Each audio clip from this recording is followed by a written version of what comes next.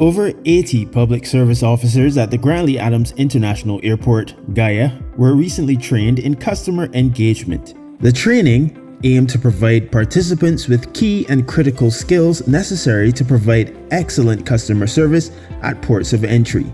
Information received during the sessions included improving communication skills and a variety of customer service exercises.